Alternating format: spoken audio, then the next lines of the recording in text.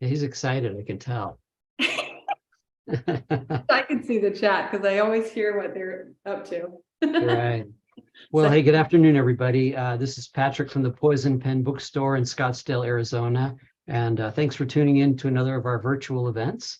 And this afternoon, we have Eliza Jane Brazier. She's going to be talking about her brand new book, Girls and Their Horses. And we may even get to see a horse, depending upon the, yeah. But Eliza has signed some books for us. And I'll go ahead and put a link in the comments field if you'd wish to purchase one from us. We'd always appreciate the support. And if you have questions for Eliza, go ahead and put them in, and Barbara will summon me back on screen towards the end of the hour, and I'll be happy to ask any questions you might have. So Barbara, over to you. Thank you very much, Patrick. Eliza Jane, it's great to see you. Introduce us to your dog. this is July. She's 1 year old. She's a bees. I actually have another dog, but she's outside doing, I see. Are you able to show us the horse? Well, I mean, so I have a horse in my backyard, but you can't see her right now. Barn. Okay. She's probably behind the barn because she likes to hang out over there. And then she has Right. a corral that she sometimes wanders into. So she probably will at some point. I'll try to keep my attention. Wonderful. Well, I love your office position so you can actually see out there to the barn. Yeah. No, Right. this office has really good layout because almost all the rooms are facing the yard, which is what you want if you have a horse. You want to be able to see it. You do, absolutely. So you're in California, and slightly rural California, or at least suburban California, so you have enough room for all that. It Yeah. takes me back to my undergraduate days because I had a friend and roommate at Stanford who brought her horse to college, and the university, I don't know if it still does. I mean, it's been forever since I was there, but the university actually had a barn and a training ring and whatever, and students could arrange to board their horses and take time to go and ride them and exercise them and, you know, all the things that you do with horses. And my roommate was a dressage rider and interested in the Olympic dressage team. To be honest, I can't remember anymore whether she actually was on it or whether she was trying out for it or something, but the horse was a major part of her undergraduate life, at least the first couple of years. That's so interesting. I wonder if they do still have a barn. Like that'd be so cool if they did. Well, they may, you know, Stanford's nickname is the farm because in fact it was very rural. And when Leland Stanford and his wife decided to, or his wife anyway, decided to found the university, it was the farm in this great big tract of land that the university is on. And what they've done over generations, really been very clever, is they have, instead of a massive endowment like Harvard, although I'm pretty sure there's a massive endowment, they have used the land. They developed a business or professional center. They developed a medical center. They developed shopping mall, whatever. So, and all on leases. It's sort of almost a British model, you know, so that the university is supported by rents from all of this development. So anyways, known as the farm. So it's no surprise that there was in fact a barn and horses, right? And from that, I learned that it was a pretty competitive world, which is what you're writing about. And this is your third novel, am I right? It's my third adult novel. I've written also YA novels, but under a different name because I was. Oh, okay. Well, I know you wrote If I Disappear and then Good Rich People, and you've had a lot of fun with those. I mean, you know, you're a younger generation adult writer. You know, they're crime writers that we have worked with now for 33 years who are getting grayer, but you're in a kind of a new generation of them. I hope that in 30 years, I will be one of those, though, I have to say. Well, of course you do. I mean, why not? Everybody wants to think in a long-term career. But, you know, I think it's great because, you know, some of the values and the themes and so forth of crime writing when I first came into this in 1989 and opened the bookstore have, you know, have sort of changed with society and, you know, people like you. So you're writing books that are different from authors who are writing like in the 1980s, and that's how it should be. Yeah, interesting. Well, bound to be the case. So Kinsey Milhone was not, investigating. Well, we're in the world of competitive show jumping. So tell me how show jumping, I mean, it's sort of obvious. What is the difference? Dressage. Well, why don't you tell us what dressage is and then show jumping, and that'll make it easier for people to know what you're writing about. Yeah, I mean, dressage, I feel like dressage is like there's no jumps, but it's a lot more about like balance and about like carriage and cadence and rhythm. It's about like almost it's like, I guess if I was comparing it to human things, like maybe more like a sort of like yoga, or I mean, obviously there's sort of a performance aspect to it, but like the principles of dressage is just to kind of have like this sort of perfect balance and rhythm and all this sort of thing, right? Whereas show jumping is a bit more sort of in a way straightforward in that it's you have to get over, the jumps the fastest without knocking any over. So I would say dressage is like ballet and show jumping is like a race.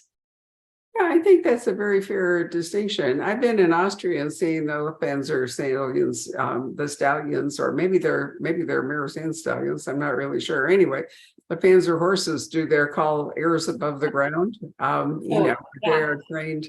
It's sort of an extreme form of dressage. You've seen that before? Because see, I read that when I was younger. I think that maybe Margaret Henry wrote a book. Like there was a book that was about. Ray Stewart wrote a book actually called "Airs Above the Ground." Oh wow, yeah. No, yeah, that's really interesting. I've never seen that kind of thing in person. That is that's sort of like a dancing with horses kind of thing in it. Mm-hmm. Yeah, well, that's closer to ballet is the reason I thought of it. But it's an incredibly disciplined thing. And it takes a rhythm of person and horse to execute it. And so that nothing terrible happens. I mean, there is risk in show jumping because if a horse, stumbles or whatever it is, people can get hurt. Steeplechasing is basically show jumping, but racing, right? Yeah, I mean, it's a bit more like, like you said, like horse racing. It's a bit more like a racetrack kind of thing. And then it's also with steeplechasing, you're all going at the same time, right? So you've got all the horses going with you, right? And it's also, I think it's usually through brush. So it's not like something where you're getting faults like you would in show jumping. So in show jumping, you're jumping poles. So if you knock one over, you get a fault. But my late husband's cousin, actually, it was a jockey. He did like steeplechasing in Ireland as a trainer. Yeah. So I have to admit that all I know about steeple jumping, I learned from Dick Francis, who was actually an extremely good teacher. But, I mean, it was clearly danger involved, that people, I mean, there could be some very nasty falls. And if a horse falls on a rider, that's a calamity because, the horse weighs a lot. Absolutely. Yeah. I mean, I think I say this in the book, but there are statistics that say that it's more dangerous than riding a motorcycle, which I think is so surprising because I would never ride a motorcycle because I'd be like, that's so dangerous. But yet I ride horses. So. Well, there we are. Yeah, but you're not racing. I mean, I think it's a combination of the competitiveness, the race, and, multiple beasts on the track and the jumps and the whole bit. But you are talking about show jumping. And so I'm assuming that there are big points in show jumping for form, not just, 6 7. No? Actually, no. So show jumping, so with jumping, there's sort of two disciplines within that. So a lot of people will say hunter jumper, right? But they're actually like two separate things. So there's hunter, where you are judged either on your sort of form or equitation as a rider or on your sort of horse's form. And then show jumping is really it's like a speed contest.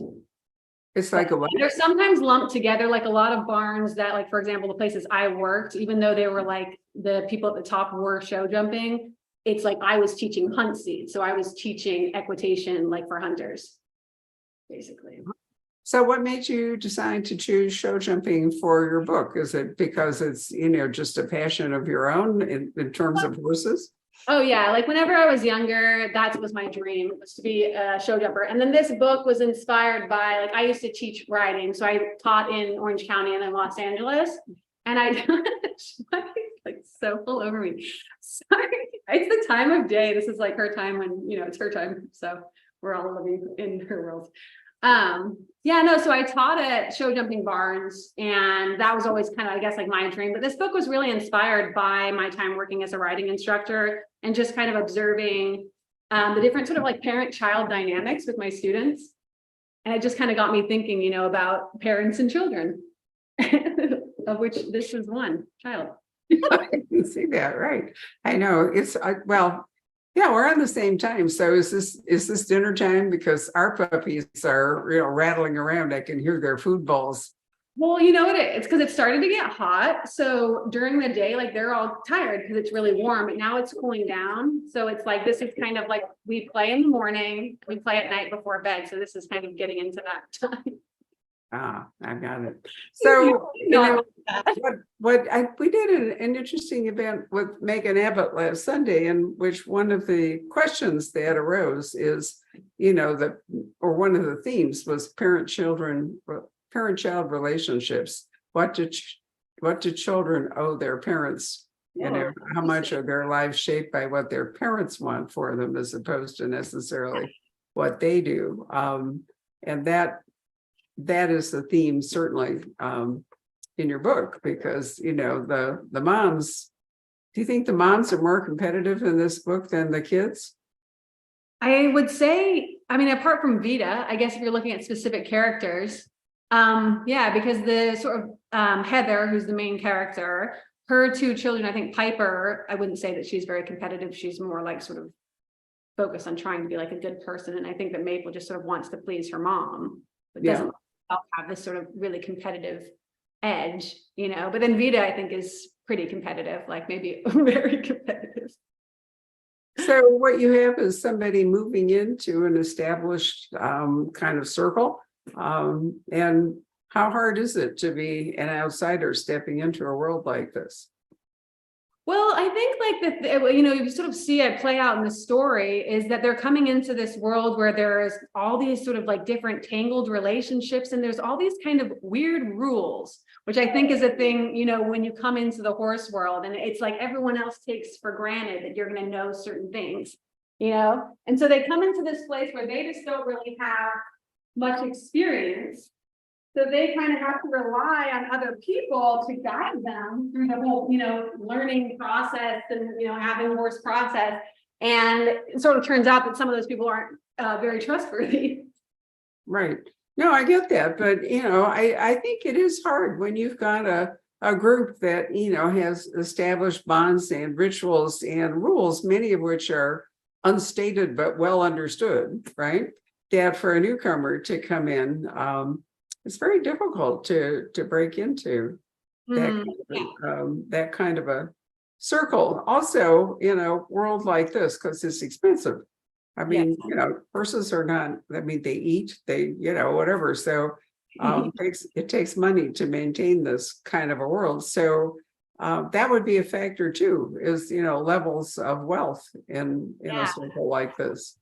Absolutely. It's interesting if you think, man, because back not too long ago, really, everyone used to ride horses and horses have become so expensive because like the world has basically changed to one where they're not really as welcome. Like there's not really as much of a place for them. So we have to like fight really hard to have spaces for horses, which is what makes them so expensive.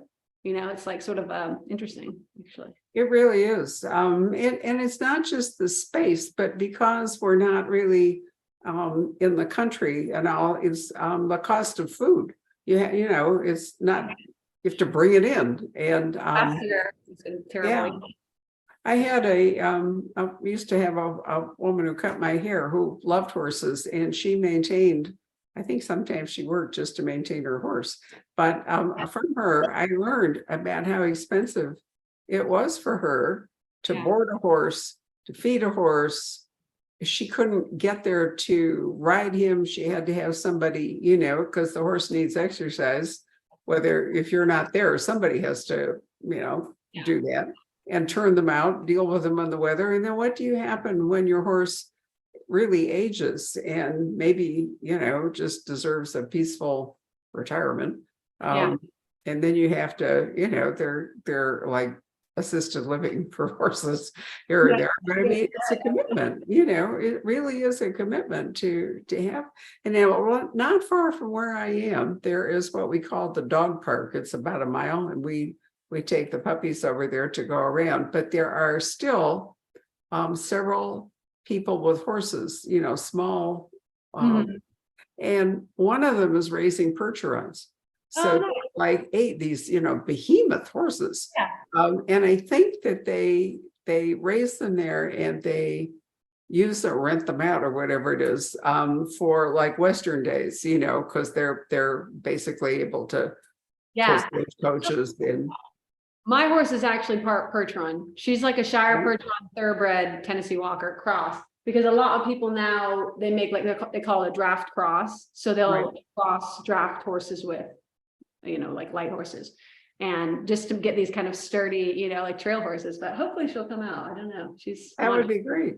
Well, I'm sorry for these big animals because they have a fairly small space, and you can tell it's like mom and and a foal. Of course, the foal sort of looks like an elephant. So, my little dogs who weigh 15 pounds like to go up to the fence and yap with the horses, and then they're terrified when the horse. Oh, there she is. Yeah. Oh, she is wearing a fly mask because there's flies. You see her walking? Yeah, I sure do. There she is. Wandering around. Yeah. Her dinner time is coming. It's fun with the dog in front of the horse. You can really see. I know. It's very picturesque, right? Yeah, right. So anyway, Scottsdale used to be very much horse country, and as it's developed, interesting, what's happened is that developers have bought ranch after ranch. So the zoning here is really patchy, because it's kind of like taking blocks and assembling them. So we used to live on McCormick Ranch, and now we live on another, what was a ranch.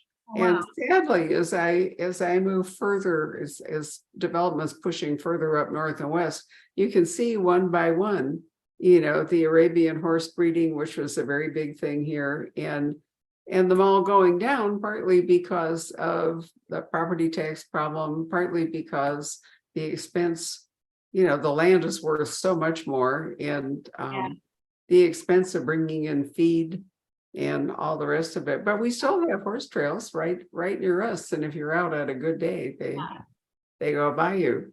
So yeah, I mean, the place, so I grew up riding in La Costa, and there was a barn across the street from my backyard, and it's closed down, but it's definitely similar. We have a similar, I think, thing happening in Southern California, where a lot of places are closing down. Yeah. And like you said, it's like, I mean, the ideal is like my horse has like a massive, she's got like 100 by 60 foot, which is huge for a horse. But a lot of people keep horses in like, it can be like, even 12 by 12, I think is horrible, because it's not how they're supposed to be. They're supposed to be able to walk, so many of the problems that horses have with their health are caused by the way that we keep them, which is really unfortunate.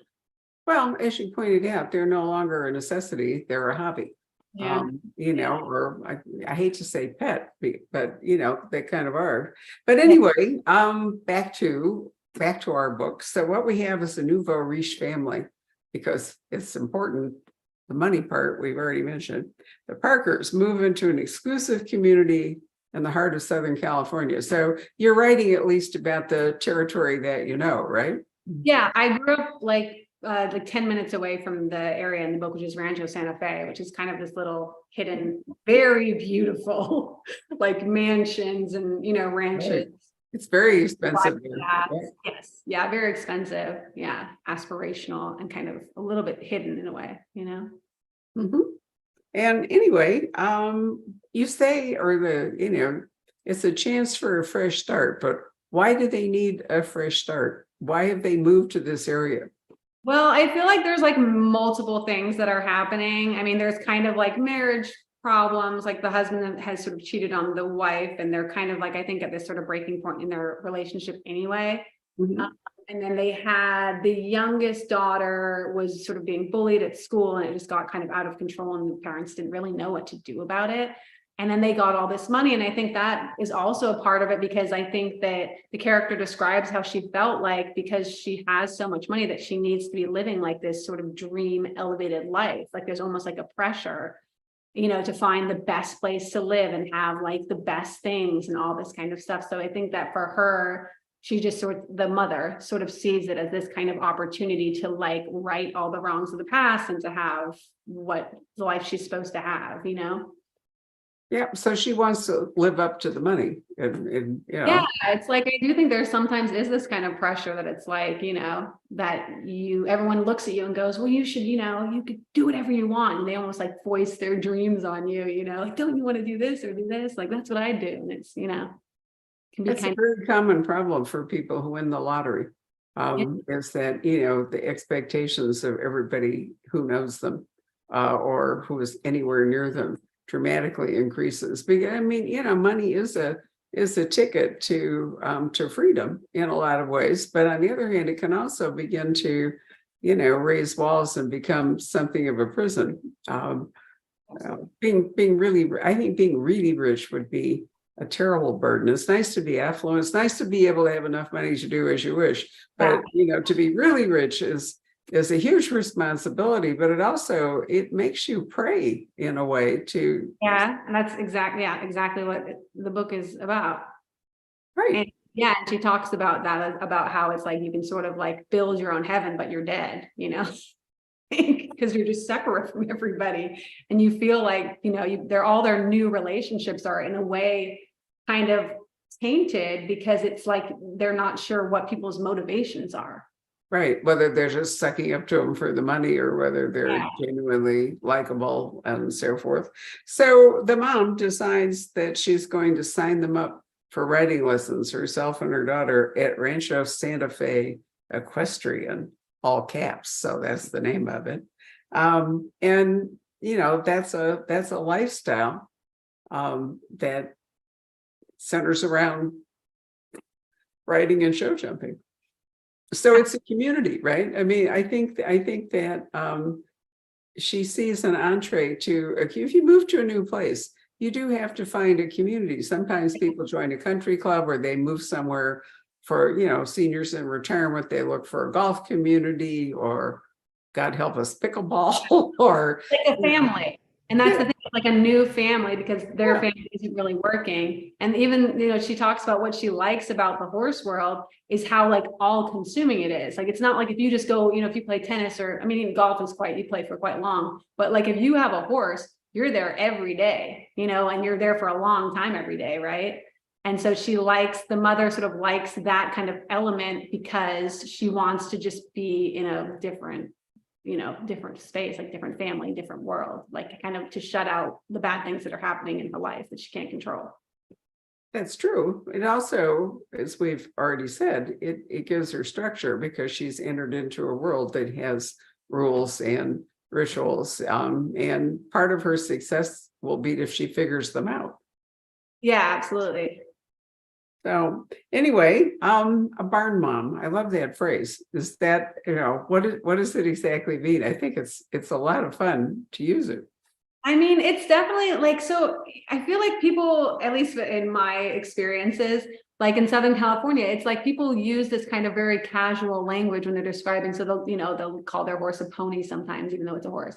And they'll call like when I talk about wherever I rode, I call it my barn, which is kind of funny if you think like it's a very sort of casual sounding thing. But yeah, so a barn mom is just like, the mom who's sort of there a lot, who's always buying everybody lunch, who's always kind of helping, this with this and that, and just kind of is like a part of the sort of like the barn family. When I was younger, I used to have like a group of kids, and we had a little club, and we called ourselves the Barn Kids. That was like our, little, like the BK, and we had this whole like, like a logo and all this kind of stuff. But yeah, it's definitely like a term that people use, So basically, it's like a den mother if you were a scout, or, a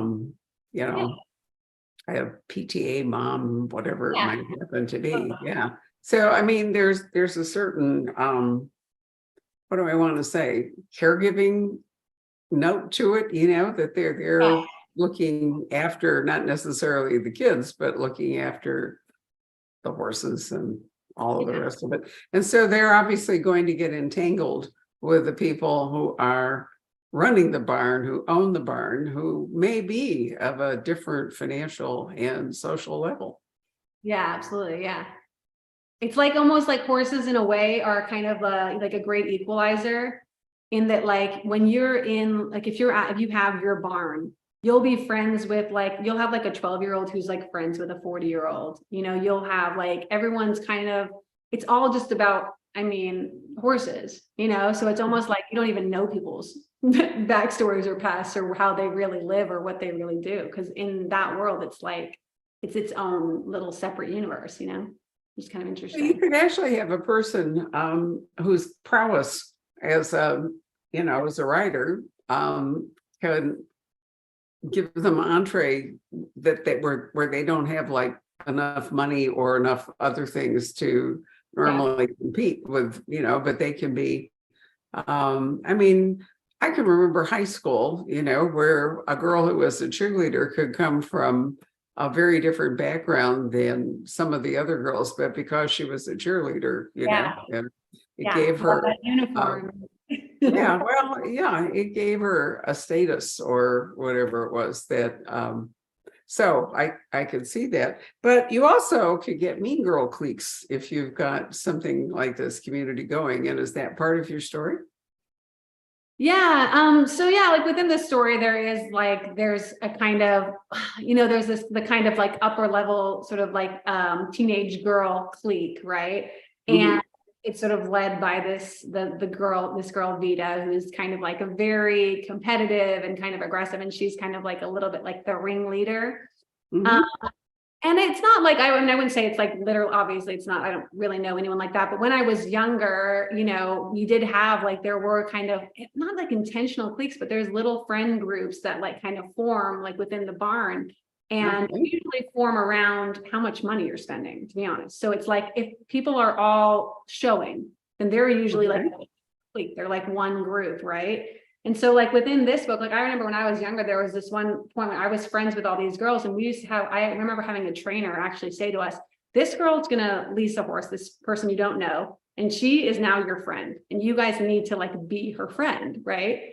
And so that's kind of like what happens in the story, which is kind of, based on, things that actually happened to me, where this new family comes in and they find out that they have money and they're like, okay, this is your new best friend. Like, so Maple, who's the youngest daughter, is like invited into this clique. And at first her mother thinks this is great because, she came from the situation of kind of having been bullied in the past. So she's like, oh, great, now she's going to have these friends. But it turns out that they're kind of not the best friends to have. Well, yeah, I can see why it would be very hard to judge. When you don't really know people's backgrounds, if you have a community this is where PIs now get their work. It's a lot more to do with meeting people on dating apps or, people move into like Phoenix, which got a huge influx of people during the pandemic, although even without the pandemic. And you don't know who they are. They can be making up their own stories. And, it's difficult to assess people as opposed to, let's say, a smaller town where everybody is known, their history is known. They're, So if Heather and Jim Parker buy a $28 million house, right there, that's kind of putting a sticker on your back or some kind of label at the outset, isn't it? Yeah. So Maple is the daughter. Yes. Maple and And Piper. Heather is hell-bent that Maple will enter the horse show. There is an annual competition? No, so it's really big. It's not, I guess it happens annually, but it is kind of based on like the actual structure of how shows operate in Southern California and probably other places. So there's shows that are continually happening, but they're just, I guess it is a one specific show, and they have this event that Vita is like determined to enter, that then Maple ends up sort of entering. But yeah, it's like in the sort of horse show world, there's like a horse show happening in, 100-mile vicinity almost every weekend, or of some kind, right? There's different levels of shows. So it is sort of based on that. Yeah. So winning would give Maple status. I mean, like the cheerleader thing that Yeah. I earlier mentioned. But a big question is this Maple's dream? I mean, is it her mom, Heather, who, Heather is not doing this herself. She's going to win this thing through her daughter, Maple, which comes back to the question that Megan and I talked about last Sunday, which is, what do children own their parents and their parents' dreams? Yeah, absolutely. Well, that's like, 'cause I kind of, I guess, alluded to this before, but the whole book for me is based like around a central sort of question, which is, as a parent, is it ever okay to like push your kids? Like, how much should you influence them? Like, when, because I think, people think it's kind of an easy question, right? When they first hear, they go, oh, just let them be themselves. But then you look in the context of the book, and that's what Pamela does with Vita. And Vita is just a nightmare, and her mother doesn't interfere at all. So I think there has to be some level of influence and guidance, but it's kind of knowing like how to sort of like wield that power that you have without being overbearing, right? And so that was kind of what was interesting to me, because I would see when I was a riding instructor, a lot of times that these parents, had come from, not really having a lot of money, and they had always dreamed of being able to ride horses. And then now as an adult, they had this money. And so they would be having their kids take lessons. And a lot of times the kids aren't interested. And I think especially like the more the parent is interested, sometimes the less, so that was kind of where what I wanted to sort of talk about in the book, because I think when you base a story around a question that doesn't really have an answer or an obvious answer, it's like endlessly generative of story, Sure. Absolutely true. And so since this is a crime novel, bad things happen as the competition heats up, and eventually there is a death. And we're not going to talk about that, but an interesting facet of this book is that we don't really know who died as we're reading this book. You did I thought a very suspense generating thing, because we know that something has happened, but as a reader, it's not laid out for us, so we have to figure that out along with whatever else is going on. Mm-hmm. Yeah, well, thank you. That's what I tried. Yeah, I tried to sort of, it's very tricky because you don't want to over engineer some things. And I wanted it also to feel, I didn't want it to feel like obvious or that I had I had manipulated the story. I wanted it to feel like organic and impactful. I didn't want it to just be, I've sort of, a side character or something where you go, oh, well, that's what she was leading towards. You know what I mean? You want it to feel like you have, like, at the end, you want it to feel like that you earned the suspense, Mm-hmm. And inevitably, there's going to be some charismatic person, possibly a guy, involved in all this that, the moms are going to, and the daughters maybe, but are going to compete for his attention. So tell us about him, because he's the player in this whole thing. Yeah, so it's like, to be honest, like this is like, so I have worked at barns, or I've been in the sort of horse show world where there are these guy riders that are attractive.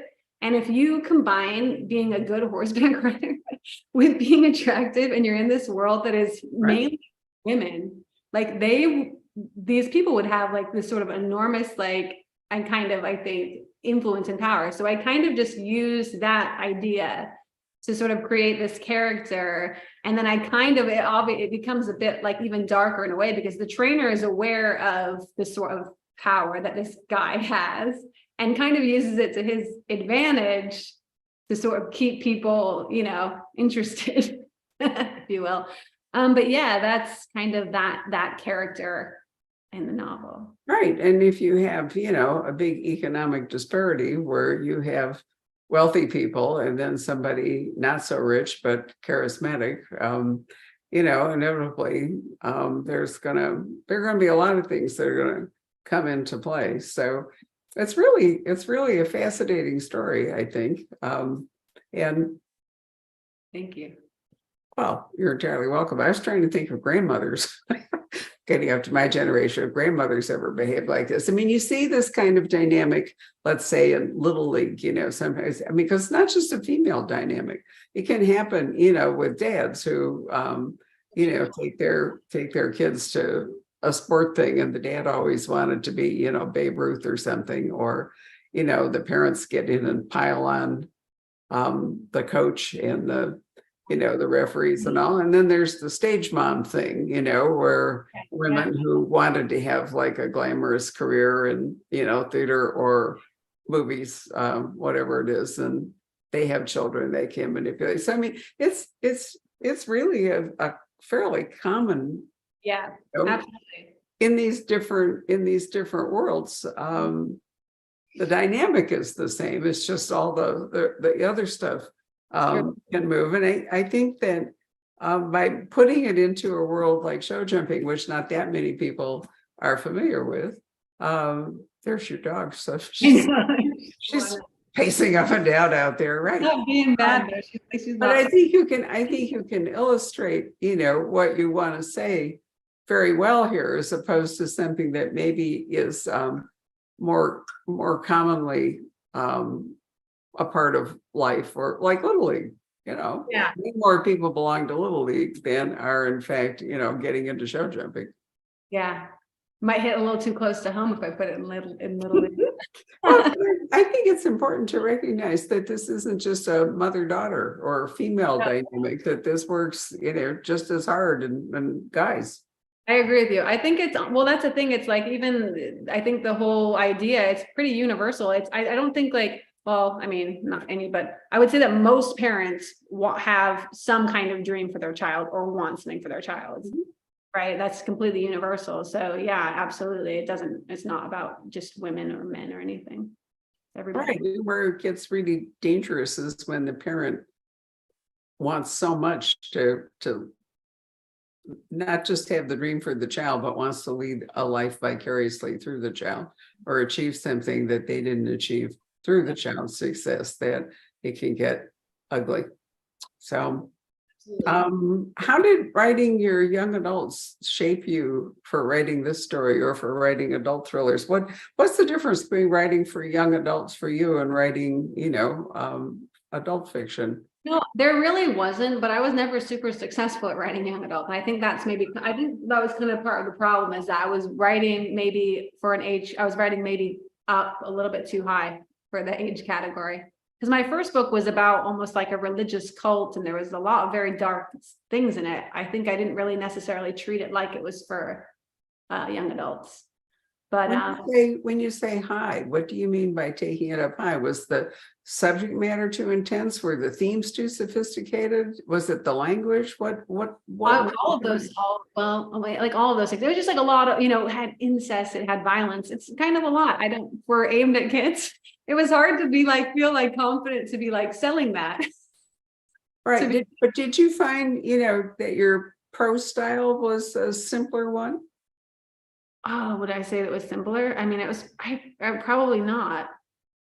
I don't think so. No. I mean, I think that my young adult was like probably like 7 years ago. So I would like to hope that I evolved as a writer, but I don't think it's like fundamentally different to the point where someone say, oh, that seems like a different writer. I didn't, the thing is, I don't think I felt that I had to talk down to teenagers or, and I also believe that most YA readers are actually adults. So for me, I kind of approached it the same way, I would say. I'm always trying to grasp the difference between young adult and adult fiction. And I think the lines are kind of blurry. I mean, I was an adult reader when I was like 11. So, I never felt like I was a young adult reader. Well, and then this book, I mean, so, there's 5 different characters. 3 of them are, I guess, teenagers, right? So it's like, in some ways, I mean, I think there's thematic elements that I think are like mature, but I almost feel like this could even work for teenagers, because there's a lot of teenage story, Well, I mean, I can see that the subject matter probably needs to twirl around teenage concerns rather than, retirement, let's say, or something. You need to sort of focus it that way. I'm finding so much young adult fiction now is fantasy or dystopian. And I think that's an interesting thing, for kids to be able to imagine other worlds and other societies and other rules. The dystopian thing I find kind of depressing because, it generates a feeling that, this world is not great, and, maybe I'll be going to hell rapidly. And so it's kind of a survival thing. I don't know that I think of it as an optimistic genre for raising kids, but what the heck.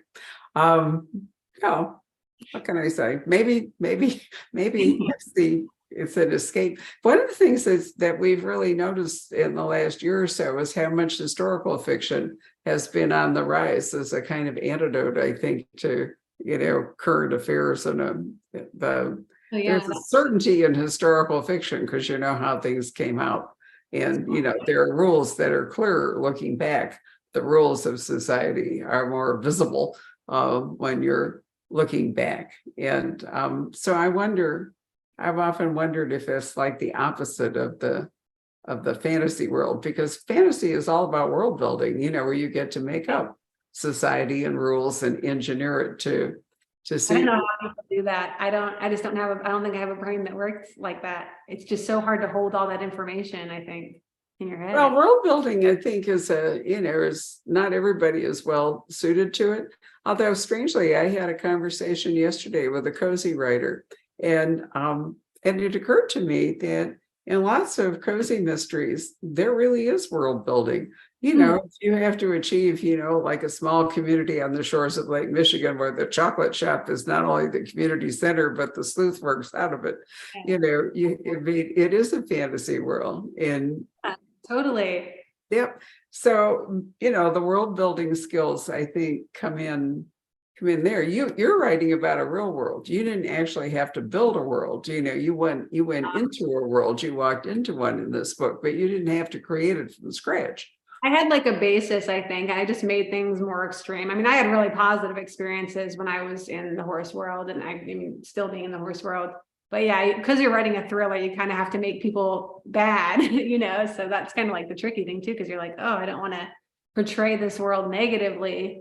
So I tried not to be like one-dimensional about the characters, Well, in the kind of book you're writing, you have to have a bad actor, but basically the point of the book, most of the time in crime fiction, is to restore order or, give people their just desserts, however you want to look at it.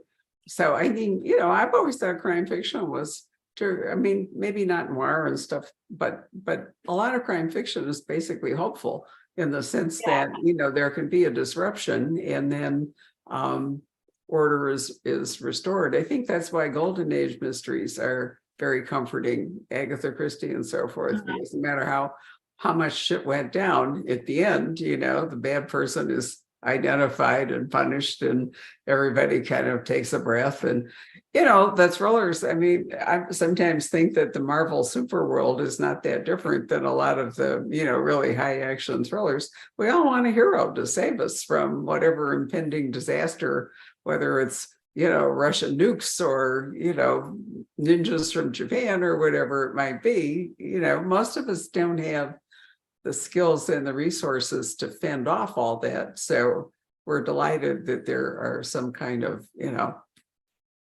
guard out there for us. I think the Marvel worlds are really just an extension of that.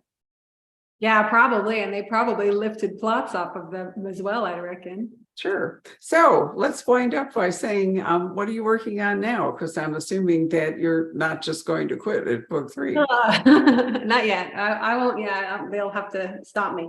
Yeah, no, I'm working on something. It's actually like completely different because I like to always. I like to like sort of have a diverse kind of resume, and I like to try different things and really like try to get better at certain things. So my next book is super plot forward. I actually like talking about like Marvel movies. Well, it's not like that, but it's sort of more, It's like kind of like it's like Mr. and Mrs. Smith. So it's like these two contract killers who meet, not knowing that the other is a contract killer. They meet on an overnight train from Florence to Paris. They kind of have like a flirtation, but then he disappears because we find out he was shot earlier and he sort of passes out. But she thinks that he's just kind of ditched her, you know, like sort of ghosted her. And so they think they're never going to see each other again. And then 6 months later, he is walking through the Hall of Mirrors in the Palace of Versailles, and he sees her again, and he thinks, oh, what a coincidence. Except, of course, it's not a coincidence because she's been assigned to kill him. And it kind of just sort of takes off from there. So it's a very kind of, it's going, you know, crisscrossing across Europe, like very much on like trains, because I love trains in Europe. And yeah, this is kind of, you know, who's deceiving who, twists, all that kind of stuff, love, romance, you know, adventure, very kind of escapist. It's Alfred Hitchcock come back to life. That's what we really have. Actually, yeah, no, there is like well, I mean, I guess it's Patricia Highsmith, but they talk about like sort of like, yeah, strangers on the train and all that. No, I think it's very Hitchcockian. Yeah, that's a great plot. I love that idea. Have you spent time in Europe? Yeah, I lived in London for 10 years, actually. And then when I was younger, I went a lot to Europe, like just for trips and things like that. And I got a Euro pass at one point. Just went all over the place and stayed in hostels. Like back, I mean, this was back when I didn't have the phones or anything like that. So I just had a Lonely Planet guide, and I just go to hostels, you know. But it was just so romantic, and even though it was so long ago, it's like it just stays with you, you know. So I really wanted to write something that was in that sort of, you know, world, just to go revisit it in my imagination. It sounds absolutely wonderful. I have done trains all around Switzerland. I put together this whole itinerary where we took the Glacier Express from Zermatt to St. Moritz, and then the Bernini Express from St. Moritz down to Lake Como.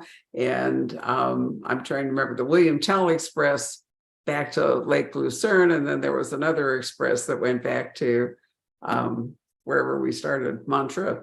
You know, and I mean, it's very glamorous. There's a real, I mean, you know, we think about the Orient Express. I know two true crime writers who are actually writing books set on the Orient Express. Oh, there you go. Yeah, because still in trains right now. It's a train. I know it's a train thing, you know, and Yeah. there was a lot of glamour to it. We're going to Europe in December to do Christmas markets. So we're taking a cruise down the Rhine. But as part of that, we are going to take trains you can actually take a train from the Frankfurt airport directly to Dusseldorf and other spots. And our younger daughter, who's going to be part of this trip, is flying to Zurich because she wanted to spend time in Swiss. So she's going to be taking trains from Zurich into Germany. And, you know, so nice. And I like that we're going to get to combine, you know, river and train travel. It's not all about flying all the time, you know. It's nice to be doing other stuff. I've been to Christmas markets in Germany, and they're really special. So that'll be a really fun trip. Yeah, I've been to Cologne before, and Dusseldorf is not very far from Cologne, where we're starting the whole thing. But then we get to go to Strasbourg and we end up in Basel. And you know, Basel is wonderful, and one of the most gorgeous and expensive hotels we've ever stayed in is called the Three Kings, Les Trois Rois, in Basel, Switzerland. So we're going to end up there with this big sort of finale, which I'm really looking forward to. Yep. Right. So let's call up Patrick and see if people have any questions that they might like to address. Hello. Howdy. Yeah. Eliza, can you see the comments on YouTube? Can I? That's okay. I'll read some of them. Sorry. We got some good activity here. Good. Yeah. Let's see. So Thomas, who I think you know, would like to know, who would you cast in a Girls and Their Horses movie? Who could play Heather? Anne Hathaway? Maple. Yes, casting choices here. McKenna Grace. Oh man. Well, so to be honest, like we obviously we're on strike right now, but I sold the rights, their option for this book, and I'm going to be helping to develop it for TV. And we do have some really like hopefully some exciting prospects for the acting, which I can't just sort of disclose, but it would be a dream come true if we get them. Wow. Here's a nice question. What can people learn from horses? What life lessons did you learn from growing up around horses and taking care of them? I mean, I think there's so many aspects to it. I think taking care of another living thing, first of all, is just super duper healthy. Obviously the being outdoors, the physical element, but one thing that's really special about horses is horses are herd animals. So they're highly affected by the other sort of living things around them. So they're really sensitive to emotions. So horses can kind of, I talk about this in the book, but they can kind of act like mirrors for your own emotions. And I think that through that, you can kind of learn a lot about yourself, like if you're open to it, because your horse will ultimately sort of become, when it's around you, it will become a reflection of you. So if you're anxious, if you're mean, you know, all these sort of things you are forced to face about yourself. And I think that if you allow yourself to learn from that, you can become a much better person. So that's kind of, to me, one of the most special things. Would that be true of dogs? It's not as true as I don't believe of dogs. I mean, arguably, but I mean, a horse is a different sort of animal. They're prey animals versus a predator. But I mean, I guess it would be true of some dogs, and certainly I wouldn't I know. experience. But yeah, I feel like maybe it's just because I'm sort of a horse person. I love dogs and I have dogs.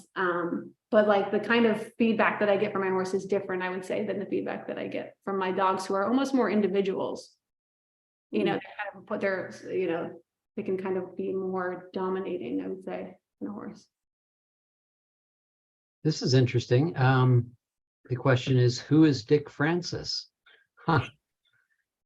Yeah. New reader to crime fiction, Reader, for sure. yeah. Dick Francis was a professional jockey. He actually rode for the Queen Mother, not Queen Elizabeth, but her mother. And he and his wife, Mary, teamed up and wrote some of the best thrillers. Oh, Lord, they're just fabulous. And they were mostly based on his career as a jockey, but he wrote one about with wine, a wine world one. He wrote a banking one that was superb called, oddly enough, Banger. He had one which was really very moving, where the wife of a character had polio and was in an iron lung and was at risk. The husband was leveraged by that. Anyway, I'm sure you could find them, and only 3 of them are a series, 3 with a jockey named Sid Halley, but the rest of them are all standalones, so you can find a Dick Francis and just leap right in. Oh, they're so good. I reread them from time to time, you know, they're just amazing. I'm switching over to Facebook here. Let's see here. Oh, wow. Our friend Tony from Romania is back. Haven't seen him in a while. And Jenny, while you're watching, a man named William Mez next week is talking to us about the Bucharest legacy. And I'm trying to remember which one is first. The 2, anyway, they're both set in Romania and Bucharest. So you might want to, MAZ is his name, check our calendar. Yeah, Tony says, I really loved If I Disappear. Can't wait to read this book. Who are your favorite writers or influences? It's like, I feel like it's so hard to pick. But some of my favorite writers, I named my horse Tennessee after Tennessee Williams. So that's like one of my all-time favorites. And I really love like sort of Patricia Highsmith, like Donna Tartt, Flannery O'Connor. I actually read recently, oh my God, I'm blanking on the name, Lonesome Dove, and it was really fun. So that's, Lonesome Dove? yeah, what is it? Yeah, Larry McMurtry. Yeah. Yeah. Yeah. Yeah, he's great. That was fun just because I'd never really read a book like that. First of all, it was so long. It took me about 140 pages to get into it. At first, I was kind of, I'm not really sure. And then, but once I was in it, I was like, oh, I was so into it. And it felt like, you know, because I think when a book is so long, it really allows you to feel immersed in the world, which I think is, you know, you see that a lot with fantasy, but it's a different experience because now I feel like books are, well, at least in thrillers, are quite short, you know? So it was really interesting, I thought. I felt really like I was transported. I love Patricia Highsmith too. Yeah. She's absolutely not what you think she is either. Um, have you read Philip Meyer's book, The Sun? Speaking of Larry McMurtry. Have I? No. Yeah, no, you might like it. Very also a multi-generational kind of Texas family story. Really good. Let's see what else we have here. Yeah. When you write books, are you a plotter, a pantser, or a plantser? I would say I'm hybrid. Hybrid. yeah. Even though I'm not a fan of the term. I'm probably more of a pantser. I feel like if I outline, I end up feeling like I have to stick to it because I'm such like, you know, I get kind of obsessive like that. And then it ends up feeling really forced and engineered. And I think that for me, at least right now, I feel that story should arise organically from character. So for me, it doesn't really work. I know some people make it work. And I think it also does depend on the story. There might be stories that are more where that feels appropriate. But I would say in general, I try to let the characters tell me where the story is going to go, like let their sort of journey guide me. Somebody on YouTube just says, who are your least favorite writers? I guess they'd have to be dead, right? Yes. Yeah. That's a political time bomb. Very, very tough question to answer, unless in fact they're dead. Well, no. Just kidding. Well, I mean, the great thing about books is if you don't want to read them, you can always just put them down. There's so many different writers out there. And I would encourage anyone, if you're not enjoying a book, just, keep looking for something else. That's right. Life's too short to read a book that you don't enjoy. Absolute rule to live by. Let's see what else. Okay. I'm getting some pretty random questions. I think these may be relatives. Oh. Okay. How important are breaks or holidays in your writing process? I think it's really important, actually. I feel like for me, it's like, I don't know if everyone's like this, but I do feel like you have like a limited amount of like, not like, I mean, limited in like your lifetime or anything like that, but I think you have to like take breaks so that for me, it's like if somebody is paying me to write, I want to make sure that I have like the creative juice to like be able to do that for them. And I think that sometimes in the past, I would try to always be working on something, and I'd just be working on these random projects that I might sell. And it kind of felt like I was getting to the point of diminishing returns across the board. So now I try to take breaks and really have like a life that's separate from writing. So I'm not just obsessing and becoming a machine, So very important. For you, self-care is an important aspect of your professional life, or it should be. Yeah, absolutely. Maybe as a good final question, other than horses, is there a different hobby or love that you have that you would like to write about someday? Oh, Disneyland. I'm obsessed with Disneyland. I would love to I know I probably wouldn't legally be allowed to, I guess, but I would love to have that as, other people have done it before, but then they don't get it right. I would love to have that as a setting because I get very like obsessive about the things that I like. And I'm really obsessed with, I actually worked at Disney World. I worked at Disneyland. I go to Disneyland all the time. And I like know all the different sort of things about the park. And I would love to set a book there in my dream. Which one? One in California? Yeah, I like the old one in California because I'm really into the more the historical aspect of it, and I'm into like the kind of like the Main Street, the train, and the Mark Twain, all those kind of the horse carriages. I just think it's so cool because it's like the only place in the world where you can go and feel like you're inside a movie. Well, maybe not the only place. Tombstone's pretty good too, but. I will break your heart by telling you that I was able to go to Disneyland the year that it opened. Oh, wow. How was it?